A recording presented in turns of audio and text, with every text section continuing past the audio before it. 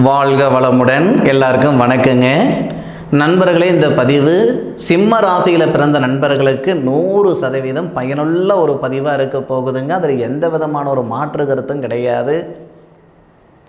சிம்ம ராசி நண்பர்களுக்கு வரக்கூடிய ஆவணி மாதம் எப்படி இருக்க போகுது? சாதகமாக இருக்க போகுதா இல்லை பாதகமாக இருக்க போகுதா?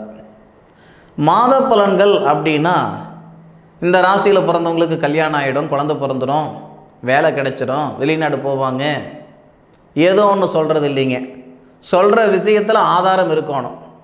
ஆதாரம் இல்லாமல் சொல்லிடக்கூடாது. 30 வருஷத்துக்கு முன்னாடி ஜோதிடர்கள் என்ன சொல்கிறாங்களோ அதுதான் ஜோதிடம், என்ன சொல்கிறாங்களோ அதுதான் ஜோதிடம். ஆனால் இன்றைக்கி கிட்டத்தட்ட 100%, 35%, 40% நண்பர்களுக்கு ஓரளவுக்கு ஜோதிடத்தில் பரிச்சயம் இருக்குது. இந்த யூடியூப் சேனலை பார்த்தோ இல்லை படித்தோ எப்படியோ ஜோதிட நாலேஜ் நிறைய நண்பர்களுக்கு இருக்குது. தப்பாக ஒரு வார்த்தை சொல்லிவிட்டால் அவங்களுக்கே தெரியும், என்ன சார் ஆதாரம் இருக்குது இந்த வார்த்தை சொல்கிறதுக்குன்ட்டு. அப்போது சிம்ம ராசி நண்பர்களுக்கு அதிபதி சூரிய பகவான். அந்த சூரிய பகவான் ஆட்சி நிலையில் சிம்ம ராசிக்கு வரக்கூடிய ஒரே மாதம் இந்த ஆவணி மாதம் தானுங்க. ஆவணி மாதத்துக்கு 31 நாள். ஒரு கிரகம் ஒரு பாவகத்துக்கு வருது அப்படின்னா அந்த பாவகத்தில் 3 நட்சத்திரத்தில் அவர் ட்ராவல் பண்ணணும். இப்போ ஆவணி மாதம் 1ஆம் தேதி சனிக்கிழமை அதிகாலை சுக்கிர பகவானுடைய நட்சத்திரமான போராடம் நட்சத்திரம் 4வது பாதத்தில் 263 டிகிரியில் தான் இந்த மாதம் பிறக்கப்படுது. 360 டிகிரியில் நம்ம முன்னோர்கள் அன்னைக்கே 360 டிகிரி தான் உலகம் அப்படின்னு சொல்லிவிட்டாங்க. இன்றைக்கி காரில் எல்லாத்துலேயும் அந்த 360 டிகிரின்னு இருக்கும் பாருங்கள். இந்த 360 டிகிரி விஞ்ஞானபூர்வமாக இன்றைக்கி கண்டுபிடிச்சாங்க. ஆனால் அன்றைக்கே நம்ம முன்னோர்கள் சொல்லிவிட்டாங்க இவ்வளோ தான் அப்படின்ட்டு. சரி, அது விடுங்க. அப்போது சிம்ம ராசியாதிபதி சூரிய பகவான் சிம்ம ராசியில் 13 நாட்கள் கேது பகவானுடைய சாரத்தில் வருவார். சிம்ம ராசியில் பிறந்த நண்பர்கள் ஆவணி மாதம் 1ஆம் தேதியிலிருந்து 13 தேதிக்குள்ளார அரச மரத்தடி விநாயகர் கோவிலுக்கு போயிட்டு வந்தீங்கன்னா ஆனந்தமாக இருக்கும். வருஷம் ஃபுல்லாக உங்களை நான் போக சொல்லலைங்க. ஆவணி மாதம் பிறந்து 1ஆம் தேதியிலிருந்து 13ஆம் தேதிக்குள்ளார உங்களுடைய ராசியாதிபதி கேது பகவானுடைய சாரத்தில் இருக்கும் பொழுது, ஏன்னா படித்த படிப்புக்கு உண்டான உத்தியோகம் வரும். 2வது உங்களுடைய மனநிலை சரியாக இருக்கும். உங்களுக்கு பேச்சுக்கு முக்கியத்துவம் கிடைக்கும். உழைப்புக்கு தகுந்த உயர்வு ஏற்படும். வாழ்க்கைக்கு ஏற்ற வளர்ச்சி ஏற்படும். மகம் நட்சத்திரம்ன்றது சிம்ம ராசியில் வரக்கூடிய முதல் நட்சத்திரம், முழுமையான நட்சத்திரம். அப்போ அந்த கேது பகவானுடைய சாரத்தில் சூரிய பகவான் வரும் பொழுது அரச மரத்தடி விநாயகர் கோவில், இன்னும் கிராமப்புறத்தில் அரச மரத்தடி விநாயகர் கோவில் இருக்க தான் செய்யுது. நீங்கள் எங்கே இருக்கிறீங்களோ அந்த இடத்துல அரச மரத்தக்கடியில் விநாயகர் இருக்கிறாருன்னா விநாயகர் கோவிலுக்கு போயிட்டு ஒரு தேங்காய் உடைச்சி 9 சுற்று சுற்றுனீங்கன்னா சூப்பராக இருப்பீங்க. அதுவும் அரச மரத்துக்கும் அரச மரத்துக்கடியில் விநாயகர் இருக்குன்னா அரச மரமும் வேப்ப மரமும் சேர்ந்து இருந்தால் இன்னும் சிறப்பு. சிவன சத்து இருக்கிற மாதிரி சிவன சத்து இருந்து கீழே விநாயகர் இருக்கிற மாதிரி பிரமாதமாக இருக்கும். அப்போது அந்த திருத்தலத்துக்கு ஆவணி மாதம் 1ஆம் தேதியிலிருந்து 13 தேதிக்குள்ளார ஒரு நாள் போயிட்டு வாங்க. அதுபோக சிம்ம ராசியில் பிறந்த நண்பர்களுக்கு ஆவணி மாதத்தில் 1ஆம் தேதியிலிருந்து 10ஆம் தேதி வரை தொழில் ஸ்தானம், ஜீவனஸ்தானம் அப்படின்னு சொல்லக்கூடிய இடத்துல சுபஸ்தானாதிபதியான செவ்வாய் இருந்து நம்மளுடைய ராசியை பார்க்குறார். 1ஆம் தேதியிலிருந்து 10ஆம் தேதி வரை செவ்வாய். இதில் ஒரு ஆச்சரியம் என்ன அப்படின்னா, இது ஆச்சரியம்னு சொல்ல முடியாது. இந்த 10வது பாவகத்துக்கு அதிபதி தொழில் ஸ்தானாதிபதினு இருப்போம் இல்லைங்களா? ஒவ்வொரு ஜாதகருக்கும் ஒவ்வொரு ராசிகாரங்களுக்கும் தொழில் ஸ்தானாதிபதினு ஒருத்தர் இருப்பார், கேரண்டியாக இருப்பார். அந்த தொழில் ஸ்தானாதிபதினு சொல்லக்கூடிய கிரகம் சுக்கிரன் நம்ம ராசியில் இருக்கும் பொழுது, சுபஸ்தானாதிபதினு சொல்லக்கூடிய செவ்வாய் சுக்கிரனுடைய வீட்டில் இருந்து 4வது பார்வையாக நம்ம ராசியை பார்க்கும் பொழுது தொழில் ஸ்தானாதிபதி நம்ம ராசியில் தான் இருக்கிறார். அதுபோக இந்த செவ்வாய் 10வது பாவகத்தில் இருந்தாலும் தன்னுடைய சுய நட்சத்திரத்திலிருந்து பார்க்குறார். மிருகசீரிஷ நட்சத்திரம் 54 டிகிரி முதல் பாதத்திலிருந்து பார்க்குறார். இது நிச்சயமாக சொல்கிறேன், சூரிய மங்கள யோகம். ஏற்கனவே செவ்வாய் குருவுடன் சேர்ந்து இருக்கிறதுனால குருமங்கள யோகம். இந்த அமைப்பால் நிறைய பேருடைய கனவு நினைவாக போகுது. பொதுவாக சொந்த வீடு வாங்கணும் அல்லது சொந்தமாக நிலம் வாங்கணுன்ற ஆசை எல்லாருக்கும் இருக்கும். யாருக்கெல்லாம் இருக்கும்? எல்லா நேரத்திலையும் நடந்துருமா? அதுக்குண்டான நேரம் வரணும் இல்லையா? சிம்ம ராசியில் பிறந்த நண்பர்கள் முயற்சி பண்ணிங்கன்னா 1ஆம் தேதியிலிருந்து 10ஆம் தேதிக்குள்ளார வாங்கிடலாம். முயற்சி வருஷம் ஃபுல்லாக தான் சார் நான் பண்ணிகிட்ருக்கிறேன். முயற்சி மட்டும் பண்ணால் ஆகாதுங்க. முயற்சியோடு நம்ம நேர காலங்களும் சாதகமாக இருந்தால் தான் கரெக்டான இடத்துக்கு போக முடியும். சரியா? முயற்சி மட்டுமே பண்ணிக்கிட்டு இருந்தோம்னா அது சரி வராது. இல்லை நேரம் சரியாக இருந்தால் அது பாட்டில் வந்துடுமா? இல்லை, முயற்சியோடு நாமளும் செயல்பட்டால் தான், நேர காலங்களோடு நாமளும் செயல்பட்டால் தான் போக வேண்டிய இடத்துக்கு போய் சேர முடியும்னு சொல்லுவாங்க. இது சிம்மராசி நண்பர்களுக்கு ஒரு பொக்கிஷமான ஒரு நேரம். அதே மாதிரி வாங்கின சொத்து, பூர்வீக சொத்து, மண் மனை வழக்கு இருக்குது, வீடு வாசல் புதுப்பிக்க முடியல, இந்த மாதிரி மண் மனை சார்ந்த விஷயங்களுக்கு எல்லாத்துக்கும் ஆவணி 1ஆம் தேதியிலிருந்து ஆவணி 10ஆம் தேதிக்குள்ளார அருமையான நேரம், சிறப்பான நேரம். இதே நேரத்தில் படித்த படிப்புக்கு உண்டான உத்தியோகம் அமையல, சுய தொழில் என்னால் செய்ய முடியல, வேறு இடத்துல வேலை செய்துக்கிட்டு இருக்கிறேன், அதில் இம்ப்ரூவ்மெண்ட் இல்லைன்னா வேலை சார்ந்த விஷயங்கள் எல்லாம் செய்துக்கிறதுக்கு இது நல்ல நேரம். ஆவணி மாதம் 1ஆம் தேதியிலிருந்து ஆவணி மாதம் 10ஆம் தேதி வரைக்கும் சுய தொழில் செய்யலாமா செய்ய வேணாமான்னு உங்கள் ஜாதகத்தை பார்த்துக்குவாங்க. நான் ராசி பலன் தான் சொல்கிறேனே தவிர உங்களுடைய ஜாதகத்தில் லக்னம் என்னன்றது எனக்கு தெரியாது. லக்னத்திலிருந்து 10வது பாவகத்துக்கு அதிபதி தான் தொழில் ஸ்தானாதிபதி. தொழில் ஸ்தானாதிபதி யார்? தொழில் காரகன் யார்? எப்படி இருக்கிறாங்க, எங்கே இருக்கிறாங்க, அதை கொண்டு தான் எந்த மாதிரியான தொழில் உங்களுக்கு அமையன்னு சொல்லிட முடியும். ராசியை மட்டும் வச்சு இந்த தொழில் வந்துடும் அப்படின்னு சொல்லிட முடியாது. உங்களுடைய ஜாதகத்துடைய தன்மை அறிஞ்சு எந்த தொழில் உங்களுக்கு சாதகமாக இருக்குமோ அந்த தொழில் இந்த நேரத்தில் ஆரம்பிங்க. ஆவணி மாதம் 1ஆம் தேதியிலிருந்து ஆவணி மாதம் 10 தேதிக்குள்ளார உங்கள் ஜாதக ரீதியாக இருக்கக்கூடிய தொழிலுக்கு நீங்கள் போனீங்க, செஞ்சீங்க, பண்ணிங்கன்னா 100% உயருவீங்க, 100% உருப்படுவீங்க. அதில் மாற்று கருத்து இல்லை. நம்ம மனசால் ஒரு தொழிலை பார்க்குறோம்னா அது செய்யணுன்ட்டு எண்ணம் வர்றது சகஜியம்தான். அந்த தொழில் நமக்கு ஆகுமா ஆகாதுன்றது நம்ம ஜாதகத்தை தான் பார்த்துக்கிடணும்.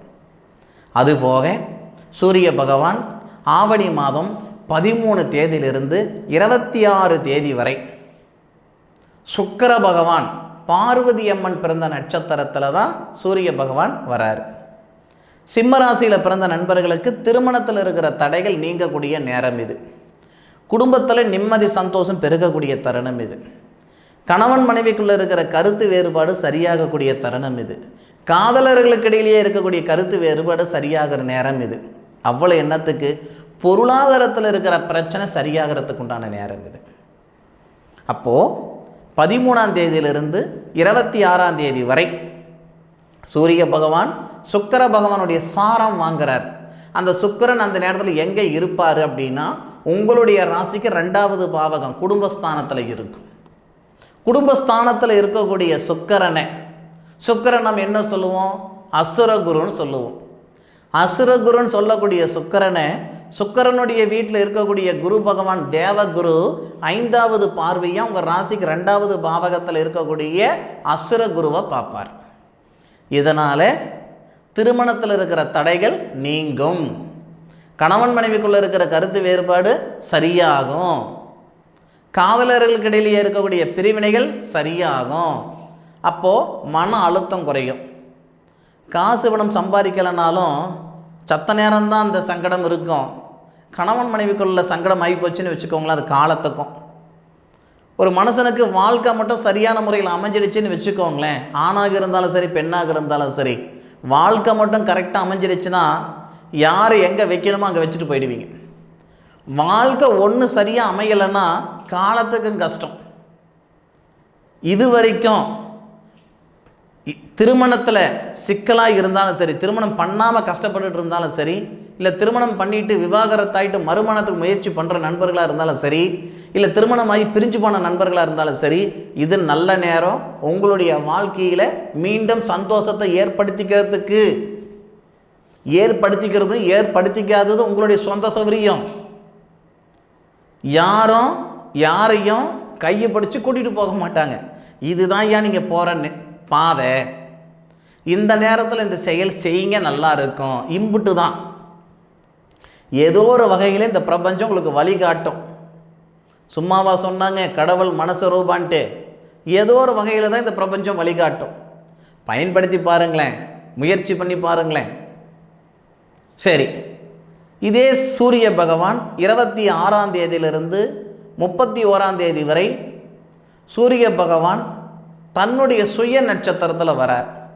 அரசாங்க உத்தியோகத்துக்கு முயற்சி பண்ணுறவங்களா இருந்தாலும் சரி, பொதுவாக சிம்மராசி நண்பர்கள் தனக்கு தான் முக்கியத்துவம் கொடுத்துக்கிறத விட தன்னை சார்ந்தவங்களுக்கு அதிகமான முக்கியத்துவம் கொடுப்பாங்க. ஒரு பைக்கு வாங்கிக்கணும் அப்படின்னு நினச்சா யோசனை பண்ணுவாங்க.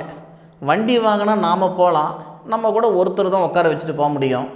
அதுவே செகண்டில் ஒரு காரு வாங்கினோம்னா நம்ம வீட்டில் இருக்கிற எல்லாரும் போய்கிடலாமே.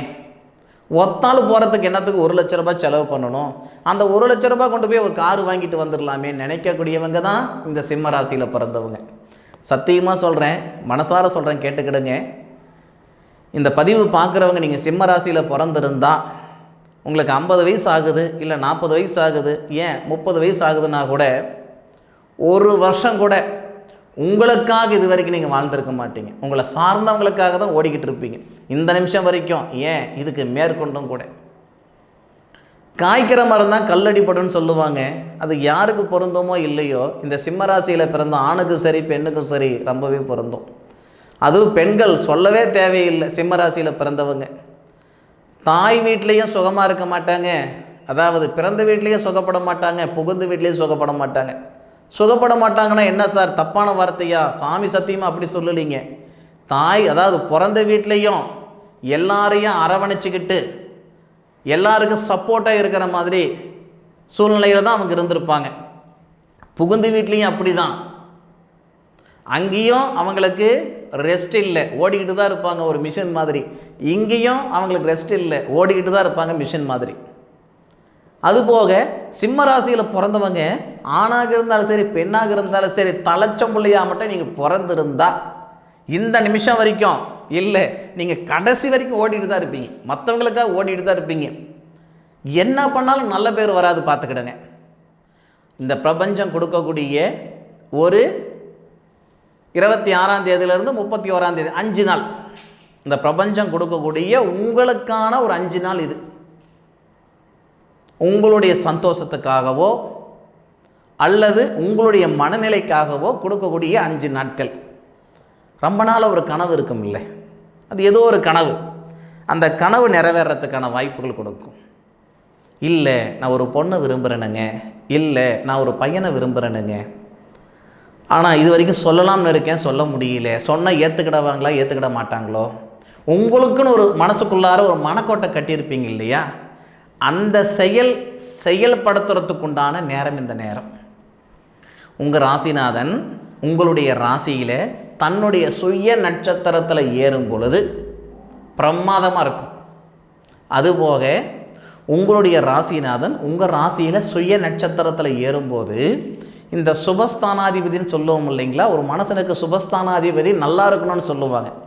அந்த செவ்வாய் உங்களுடைய ராசிக்கு 11வது பாவகத்தில் லாபஸ்தானத்தில் தன்னுடைய சுய நட்சத்திரமான மிருகசீரிஷம் நட்சத்திரம் 3வது பாதத்திலிருந்து 4வது பாதத்துக்கு வந்து உங்களுடைய ராசிக்கு 2வது பாவகத்தை பார்ப்பார்.